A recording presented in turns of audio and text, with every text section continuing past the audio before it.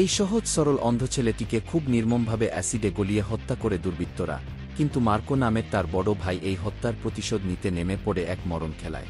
এই মার্কো কোনো সাধারণ কেউ নয়, তার হিংস্রতা এতটাই ভয়ঙ্কর যেন দেখে মনে হয় সাক্ষাৎ রাক্ষস এসে সবাইকে খেয়ে ফেলছে। ভায়োলেন্স কত প্রকার ও কি কি তার সব যদি জানতে চাও তাহলে প্রস্তুতি নিয়ে বসে পড়ো আজকের মুভি মার্কোর এক্সপ্লেনেশন দেখার জন্য। তো চলো আর প্যাচাল না বাড়িয়ে শুরু করা যাক আজকের মুভি এক্সপ্লেনেশন।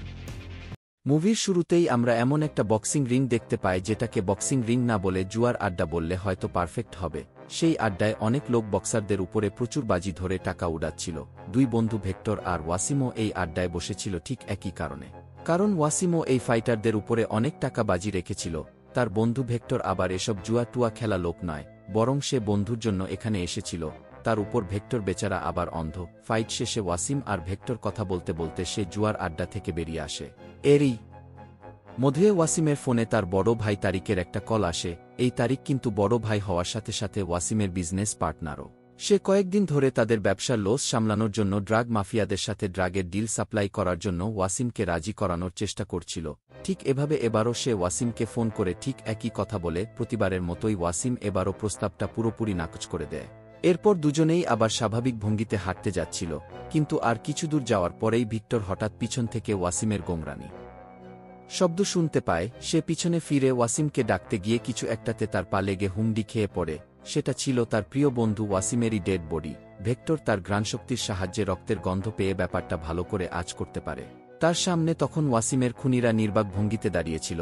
অন্ধ ভেক্টর উঠে দাঁড়িয়ে তাদের গায়ে হাত দিয়ে ঘ্রাণ শুঁকতে শুরু করলেও লোকগুলো তাকে কিছুই করেনি। হয়তো তারা ভেবেছিল যে অন্ধ লোক আবার কি বা সাক্ষী দেবে, কিন্তু এই ভেক্টরের চেয়ে কি পরিমাণ সিক্স সেন্স ছিল তা নিয়ে তাদের কোনো ধারণাই ছিল না।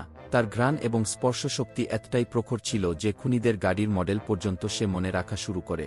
সেই গাড়িটা ছিল একটা ল্যান্ড রোভার ডিফেন্ডার। এবার ভিক্টর পুলিশের কাছে গিয়ে এই সব ক্লুগুলো বলতে শুরু করে। এসব ক্লু পাওয়ার পর পুলিশ ভাবতে থাকে ভিক্টরের ভাই তারিকই হয়তো এর সাথে কোনো না কোনোভাবে জড়িত আছে। কিন্তু তার ওখানে গিয়ে প্রশ্ন করলে তারিকের কথা হলো যে পুলিশ শুধু তাদের সময় নষ্ট করছে। সে তার ভাইয়ের জন্য ইসলামিক রীতিতেও জানাজার আয়োজন করে। আর এখানেই দেখা যায় সেই অনুষ্ঠানে চলে আসে ওই ডিফেন্ডার গাড়িটি। বহুদূর থেকে গাড়ির শব্দ শুনে আর ঘ্রাণ সুখে ভিক্টর বুঝতে পারে যে এটাই হলো সেই খুনির দল। এই দলের লিডারের নাম রাসেল।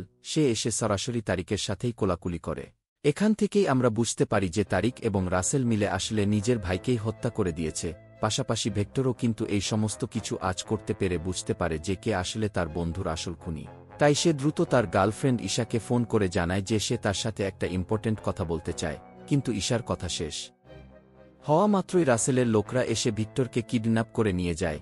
এবার তাকে নিজেদের ডেরায় নিয়ে যাওয়ার পর রাসেল তাকে বলে যে তারিকই ওয়াসিমকে পৃথিবী থেকে সরিয়ে দেওয়ার কথা বলেছিল, কারণ ওয়াসিম তাদের ড্রাগ বিজনেসে বাধা দিচ্ছিল। মানে তারিক নিজের ভাইকে পর্যন্ত দুনিয়া থেকে সরিয়ে দিতে দ্বিধা করেনি। ভেক্টর এসব শুনে হুমকি দেয় যে সে পুলিশের কাছে রাসেলের ব্যাপারে সবকিছু জানিয়ে দেবে। কিন্তু রাসেল পরক্ষণে তাকে আর কোনো কথা বলার সুযোগ না দিয়ে ভয়ানক এক অ্যাসিডের মধ্যে তাকে ফেলে দেয়, যার ফলে নিমিষেই ভিক্টরের বডিটা সেই ভয়ানক অ্যাসিডে পুড়ে পুরোপুরি গলতে শুরু করে। শুধু তাই নয়, তার এই মৃত্যুর ভিডিওটা রাসেল তার লোকজনদের দিয়ে করিয়ে রাখে। এবার রাসেল ভিক্টরকে মারার পর তার বাবা টনির সাথে দেখা করতে চায়। টনি নিজেও একটা বিরাট গ্যাংস্টার এবং সেই হলো এই গ্যাং এর বস। সে তার লোকদের আদেশ দেয় যে ভিক্টরের বডিটা যেন কোনোভাবেই চেনা না যায়। তারাও তাকে আশ্বস্ত করে বলে যে সেই বডিটা তারা ইতিমধ্যে অ্যাসিড দিয়ে জ্বালিয়ে দিয়েছে। কিন্তু ঠিকই তার বডি কিছুদিনের মধ্যেই পুলিশ খুঁজে পায়। ভিক্টরের গার্লফ্রেন্ড ঈশান মিসিং কমপ্লেনের সূত্র ধরে তার বডিটাকে তারা চিহ্নিত করে ফেলে। অর্থাৎ এই বডিটা ওয়াসিমের মার্ডার কেসে সবচেয়ে বড় সাক্ষী ভিক্টরেরই। এখন পুলিশের মুখ থেকে আমরা একটা শকিং জিনিস শুনতে পাই। ভিক্টর নিতান্তই সাধারণ মানুষ হলেও সে কিন্তু কোনো সাধারণ ফ্যামিলির মানুষ ছিল না। তার ভাই জর্জ পিটারও নিজেও এক বিরাট গ্যাংস্টার। এর উপরে ভিক্টরের মার্কো নামের এক ভাই ছিল, যে ছিল সব গ্যাংদের চেয়ে সবচেয়ে বেশি ভয়ঙ্কর।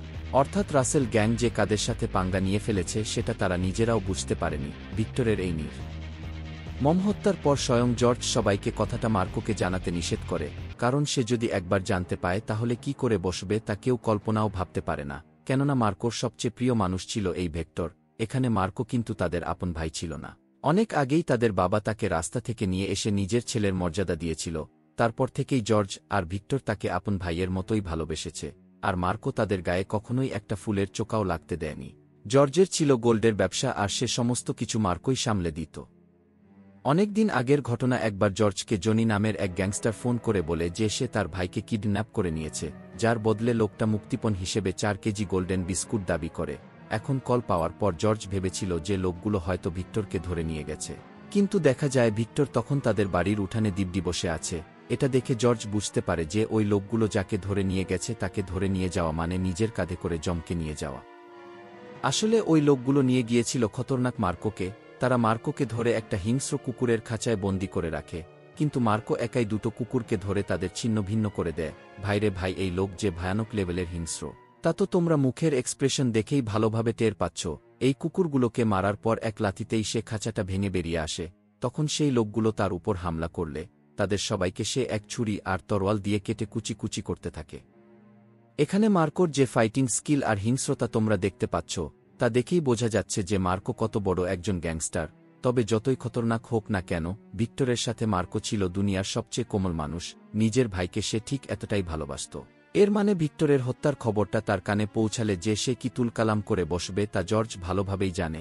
ঠিক সেভাবেই সবার নিষেধ সত্ত্বেও মার্কো ইতিমধ্যে খবর পেয়ে যায় তার প্রিয় ভাই আর বেঁচে নেই, যার ফলে ভিক্টরের ফিউনারেল এসে মার্কো এক কঠিন শপথ করে বসে। সে সোজাসুজি চার্চের মাইকেই ঘোষণা করে বসে যে ভিক্টরের খুনিদেরকে সে জ্বালিয়ে পুড়িয়ে ছাটখার করে দেবে। এখন ওই চার্চের বেঞ্চিতে কিন্তু সেই খুনি রাসেলও বসেছিল, কিন্তু ভিক্টরের পরিবারের কেউই তখন এই ব্যাপারটা জানত না। ওদিকে ফিউনারেল শেষে জর্জ এসে মার্কোকে বেশ বকাঝকা করে, কারণ প্রতিশোধের নেশায় যেকোনো কিছুই শেষ হয়ে যেতে পারে। এছাড়াও সে মার্কোকে থামানোর জন্য অনিচ্ছা সত্ত্বেও বলে বসে যে তুই আমাদের আপন ভাই না, তাই আমাদের ফ্যামিলির ব্যাপারে এই নাক গলানো বন্ধ কর। তবে মার্কোর এসব কথায় কোনো কিছুই আসে যায় না, কারণ তার কাছে ভিক্টর ছিল তার রক্তের ভাইয়ের মতো, আর এই রক্তের বদলা সে নিয়েই ছাড়বে। এদিকে ভিক্টরের খুনি রাসেল আর তার বাবা টনির গ্যাং কিন্তু জর্জের গ্যাং এরই পার্টনার ছিল। তাদের মধ্যে নিয়মিত বিজনেস মিটিংও হতো। ঠিক এমনই এক বিজনেস মিটিংয়ে টনি জর্জকে রাসেলের সাথে পরিচয় করিয়ে দেয়।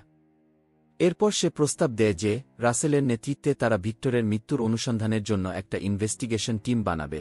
মানে খুনি নিজেই কিনা খুনিকে খোঁজার কথা বলছে। কত বড় হাস্যকর মিথ্যা কথা একবার চিন্তা করো। যাই হোক, ওই মিটিং-এ মার্কো এসে বলে যে ভিক্টরের খুনিকে সে নিজেই খুঁজে বের করে মৃত্যু চেয়েও কঠিন শাস্তি দেবে। তার মুখ থেকে এই হুমকি শোনার পর টনি এবার তার দলবল নিয়ে ভীষণ চিন্তায় পড়ে যায়। জর্জকে তো তারা সহজেই ভুলিয়ে ভালিয়ে রাখতে পারবে, কিন্তু মার্কোকে ফাঁকি দেওয়া এতটা সহজ না। খুব সামান্য ভুলের জন্য সে তাদের সবাইকে উপরে পাঠিয়ে দিতে পারে। ওদিকে জর্জ কিন্তু টনির গ্যাং এর ফাঁদে পড়ে একের পর এক খুন করেই যাচ্ছিল। টনিরা মূলত নিজেদের শত্রুকে জর্জের শত্রু বানিয়ে দিয়েছিল, আর তারা ভিক্টরের মৃত্যুর পিছনে তাদেরকে দায়ী করা শুরু করে, যার ফলে প্রতিশোধের নেশায় থাকা জর্জ 7-5 না ভেবে টনির কথা মতোই সবাইকে মেরে সাফ করতে থাকে। কিন্তু মার্কো তখনও নিজের মতন করে ইনভেস্টিগেশন চালিয়ে যাচ্ছে। সে পুলিশের কাছ থেকে জানতে পারে যে ভেক্টরকে খুব শক্তিশালী হাইড্রোফ্লোরিক অ্যাসিড দিয়ে জ্বালিয়ে দেওয়া হয়েছে। সে আরও জানতে পারে যে ভেক্টরের মৃত্যুর সাথে ওয়াসিমের মৃত্যুর হয়তো কানেকশন আছে, তাই এবার সে ওয়াসিমের মৃত্যুর ব্যাপারে প্রথমে খোঁজ নিতে শুরু করে। ওদিকে মার্কোর ভয়ে টনির গ্যাং এর পুরো ঘাম ছুটে যাওয়ার মতো অবস্থা। তাদের মধ্যে তারিক আবার একটু বেশি ভীতু ছিল। টনি তাকে হুমকি দেয় যে যদি সে ভুলেও মার্কোর সামনে কিছু বলে ফেলে তাহলে সোজা জাহান্নামে পাঠিয়ে দেওয়া হবে তাকে। এবার মার্কো কিন্তু এক পর্যায়ে এই তারিককেই জিজ্ঞাসাবাদ করতে আসে, কিন্তু তারিক জানায় যে ভিক্টরকে শেষবারের মতন ওয়াসিমের জানাজায় সে দেখেছিল, তারপরে যা ঘটেছে সে ব্যাপারে সে কিছুই জানে না। তখন মার্কো হঠাৎ তাকে জিজ্ঞেস করে বসে ওয়াসিমের সাথে তার সম্পর্ক কেমন ছিল। এই প্রশ্ন শুনে এবার সে পুরোই ঘাবড়ে যায়। তাহলে মার্কো কি ওয়াসিমের মৃত্যুর সাথে ভিক্টরের মৃত্যুর কানেকশন ধরে ফেলেছে? তারিক ভয়ে ভয়ে উত্তর দেয়, ওয়াসিম তার প্রাণের চোখ প্রিয় ভাই ছিল, কিন্তু সেই যে আসলে ওয়াসিমকে হত্যা করেছে তা তো তোমরা ইতিমধ্যে জেনেই গেছ। এখন মার্কো সেটা না জানলেও তারিককে সে বলে যে ওয়াসিমের মৃত্যুর সাথে ভিক্টরের মৃত্যুর সম্পর্ক অবশ্যই আছে, আর সে ওই খুনিকে খুব জলদি উপরে পাঠানোর ব্যবস্থা করবে। তারিককে এভাবে ধমকানোর পর সে ওই জোয়ার আড্ডার বক্সিং রিং-এ যায়, যেখানে নিয়মিত ওয়াসিম বাজি ধরত। সেখানে হাজির হওয়ার পরে রিং-এর চ্যাম্পিয়ন জেমস তাকে রিং-এ আসার জন্য চ্যালেঞ্জ দেয়। আসলে রাসেল আগে থেকেই জেমসকে নিজের দলে শামিল করে নিয়েছিল। সে জানত যে মার্কো ওয়াসিমের কিডন্যাপারদেরকে খুঁজতে ওই রিং যাবে। সে জেমসকে আগে থেকেই বলে রাখে যে মার্কো আসার পর তাকে এমন একটা লোকের চেহারা বর্ণনা দিতে হবে যার সাথে রাসেলের কোনো মিলই নেই। আর মার্কো সেই লোকটাকে খুঁজতে খুঁজতে হয়রান হয়ে গেলেও সে আসলে কিছু খুঁজেই পাবে না। প্ল্যান মোতাবেক মার্কোকে রিং-এ চ্যালেঞ্জ করার পর সে জেমসকে আচ্ছা করে কেলিয়ে দেয়। এমনকি জেমসের অনেকগুলো লোক মিলেও তার একটা চুলও বাঁকা করতে পারে না। এভাবেই ধোলাই খাওয়ার পর মার্কো যখন তাকে জিজ্ঞাসাবাদ শুরু করে তখন সে রাসেলের কথা মতোই কাল্পনিক একটা চেহারার বর্ণনা দেয়। ওদিকে টনিরা কিন্তু বুঝতে পেরেছিল যে মার্কো তাদের খোঁজার খুব কাছাকাছি চলে এসেছে, আর অল্প সময়ের মধ্যে হয়তো সেসব রহস্য জেনে যাবে। তখন রাসেলের এক লোক দেব জানায়, চলো মার্কো তাদেরকে খুঁজে বের করার আগেই তাকে এবং তার ভাইকে উপরে পাঠিয়ে দিই। কিন্তু টনি বলে যে জর্জকে এখন মেরে ফেলে কোনো লাভই হবে না, বরং তাকে চরম লেভেলের ধাক্কা খাওয়ানোর জন্য তার গোল্ডগুলো হাইজ্যাক করতে হবে। সেদিন কেরালায় একটা পোর্টে জর্জের প্রায় 120 কেজি স্বর্ণ আসার কথা ছিল।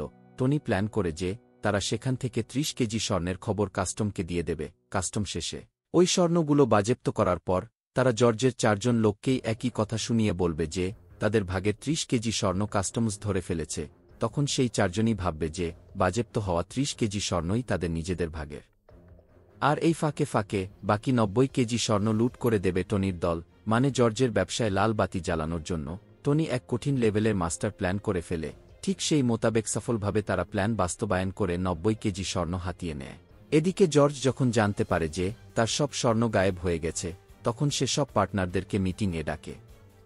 সে এটা সন্দেহ করে যে তাদের মধ্যে কেউ একজন হয়তো এই ঘটনার সাথে জড়িত, আর যদি সে কোনোভাবে তাকে ধরতে পারে তাহলে সেই লোকের ঠিকানা হবে সোজা জাহান্নাম। মিটিং শেষ করে বেরিয়ে আসার সময় জর্জ যখন গাড়িতে ওঠে, তখন রাসেলের গ্যাং মেম্বার দেব এসে ইম্পর্টেন্ট কথা বলার আড়ালেই সেই গাড়িতে চড়ে বসে। তারপর সে হঠাৎ বলে ওঠে যে কাস্টমসকে ওই স্বর্ণের খবরটা সে নিজেই দিয়েছিল, আর এই কথা বলার সাথে সাথেই সে জর্জকে অনবরত ছুরির আঘাত করে জখম করে ফেলে। তারপর সে ওই অবস্থাতে জর্জকে ফেলে সে গাড়ি থেকে নেমে পালিয়ে যায়। সে ভেবেছিল যে পরিমাণ আঘাত তাকে করা হয়েছে তাতে অনায়াসেই জর্জ উপরে পৌঁছে যাবে, কিন্তু ভাগ্যক্রমে জর্জ সেই যাত্রায় বেঁচে গিয়ে কোমায় চলে যায়। তবে এই কাহিনী দেখে টনির মাথায় এক আলাদা প্ল্যান চলে আসে। যেহেতু জর্জ মারা যায়নি, তাই তাকে এখন অন্য কোনো খেলা খেলতে হবে।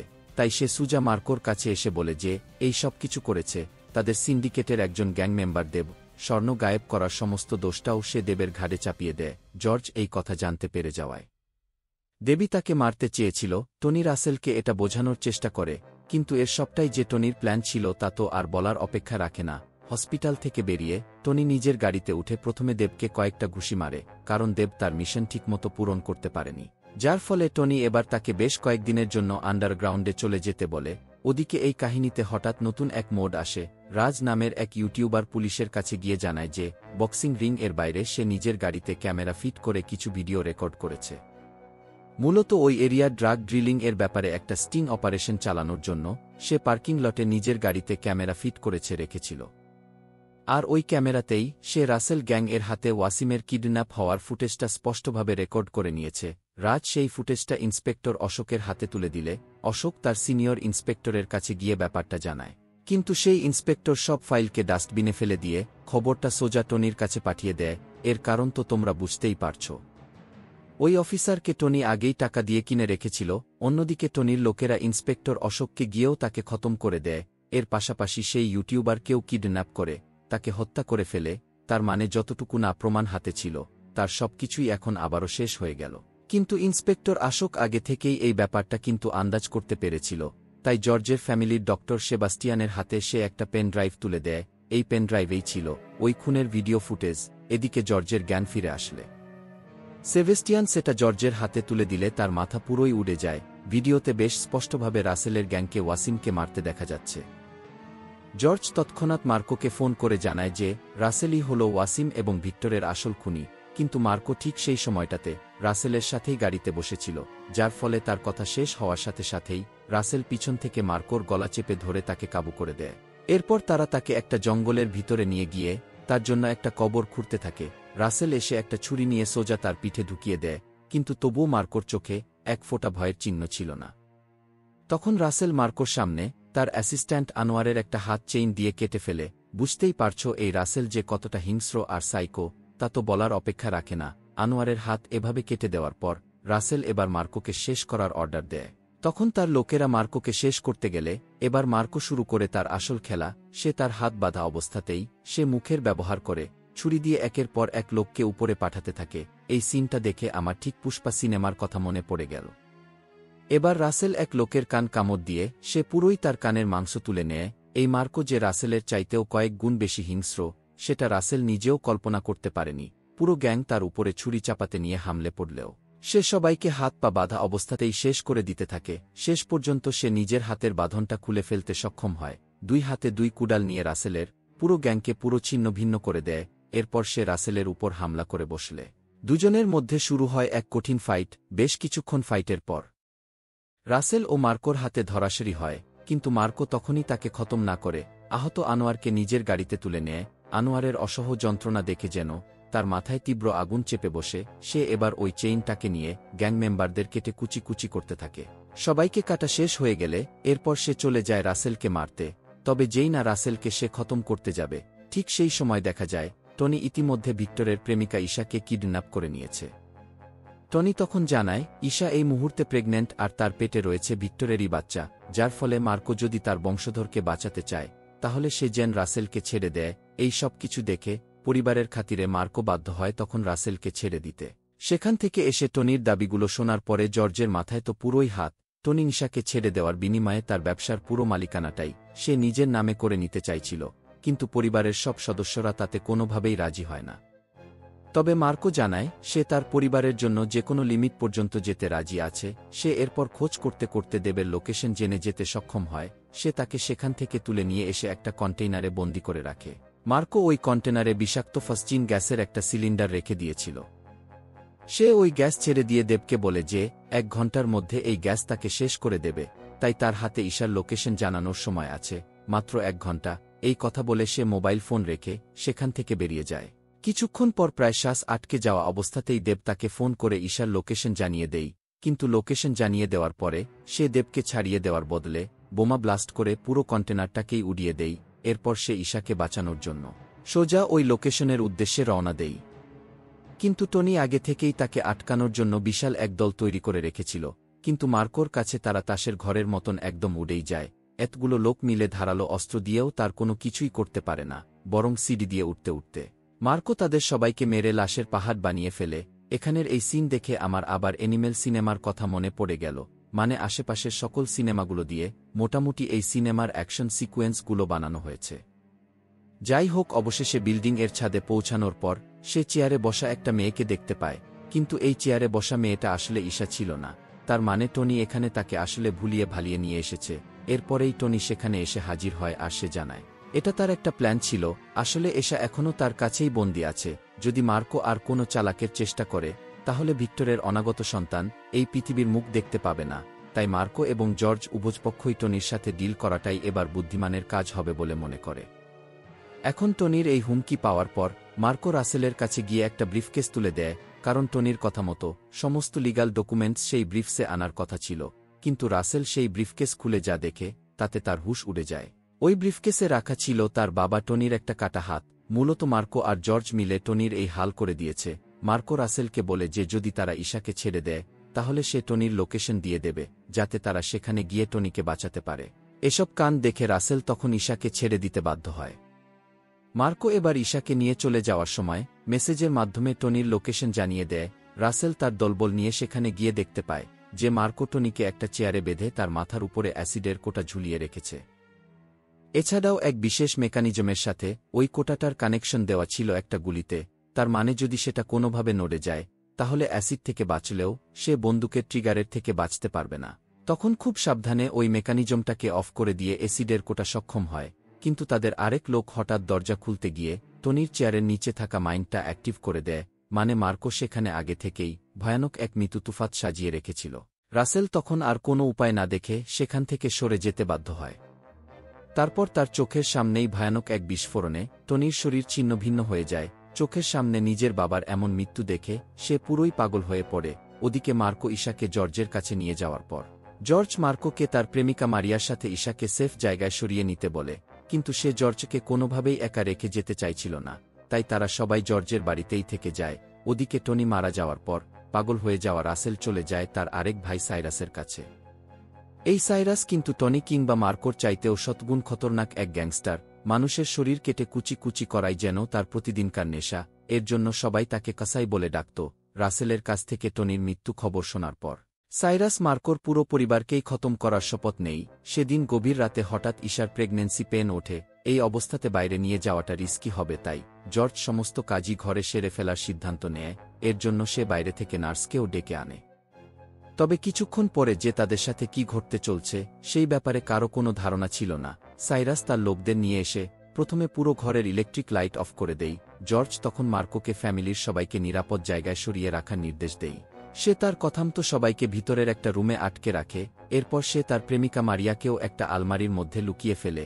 ওদিকে সাইরাসের লোকরাও ইতিমধ্যে ঘরে ঢুকে পড়েছিল। জর্জ অন্ধকারের সুযোগ নিয়ে একের পর এক ছুরি আর পিস্তল দিয়ে তাদের সবাইকে খতম করতে থাকে। এভাবে সে বেশ কয়েকজনকে উপরে পাঠিয়ে দিলেও শেষে সাইরাস নিজেই গ্রেনেড মেরে তাদের ঘরের দরজা উড়িয়ে দেয়।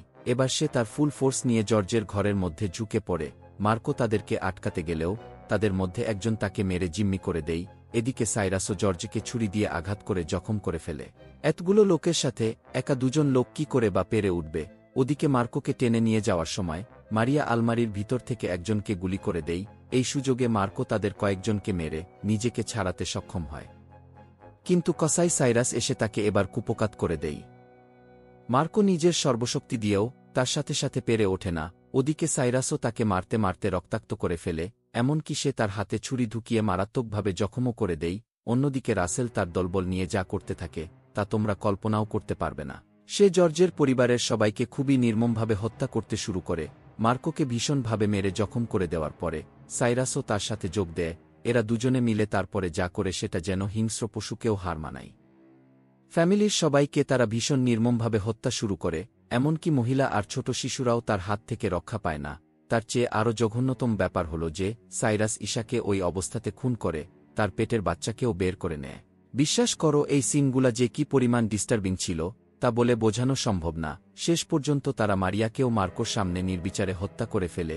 সাইরাস কিন্তু তখনও মার্কোকে শেষ করে দেয়নি, বরং সে তার কাছে এসে বলে, তোকে আমি চাইলে সহজেই মারতে পারতাম, কিন্তু সবার মৃত্যু দেখা যেই যন্ত্রণা তা তোকে মৃত্যু দিয়েও আমি দিতে পারতাম না। এই কথা বলে সাইরাস আর রাসেল তাদের দলবল নিয়ে মার্কোকে ফেলে চলে যায়। যাবার সময় সদ্য ভূমিষ্ঠ হওয়া ভিক্টরের সন্তানকেও তারা সাথে করে নেই। এভাবে শেষ হতে দেখা ছাড়া মার্কোর আর কিছুই করার থাকে না। কিন্তু এভাবে আহত বাঘকে জীবিত ফেলে দেওয়াটা যে কতটা মারাত্মক হতে চলেছে সেটা রাসেল সাইরাস খুব দ্রুতই টের পেতে চলেছে। মার্কোর ভাই জর্জ মৃত্যু সজ্জায় তাকে সবকিছুর বদলা নিতে বলে সবার শেষে মৃত্যুবরণ করে। ফ্যামিলির সবার এই নির্মম মৃত্যুর পর মার্কো যেন এক মনস্টার হয়ে ওঠে। সে প্রথমে নিজের গেটআপ পুরোপুরি পাল্টে ফেলে। এরপর সে নিজের পোষা কুকুরের সাহায্যে সাইরাসের আস্তানার সন্ধান পেয়ে যায়। তারপর সেখানে যাওয়া মাত্রই সাইরাসের অনেকগুলো লোক এসে তার উপরে হামলা শুরু করে, কিন্তু এবার মার্কোর আর হারানোর কিছু ছিল না। তাই সাইরাসের লোকেরা তার কাছেই একবারে ঘরকুটোর মতন উড়ে যেতে শুরু করে। প্রায় শখানেক লোককে সে একাই খতম করে দিয়ে মারাত্মক স্টাইলে সাইরাসের কাঁধে ছুরি ঢুকিয়ে দেয়। ওদিকে রাসেল তার কিছু লোককে হামলার জন্য পাঠালে সে সাইরাসকে মেরে মাটিতে ফেলে দেয়। এরপর সে নিচ থেকে মেশিনগান তুলে নিয়ে সমস্ত লোককে সোজা জমের বাড়িতে পাঠিয়ে দেয়। এবার সরাসরি রাসেল আর সাইরাসের সাথে তার ফাইট শুরু হয়। রাসেল প্রথমে তাকে একটা হাতুড়ি দিয়ে মারতে সক্ষম হলেও পরক্ষণে তার মক্ষম জবাব দেয়। দুজনকে একাই কাবু করে দিয়ে শেষে সে রাসেলের বুকে ছুরি ঢুকিয়ে দেয়।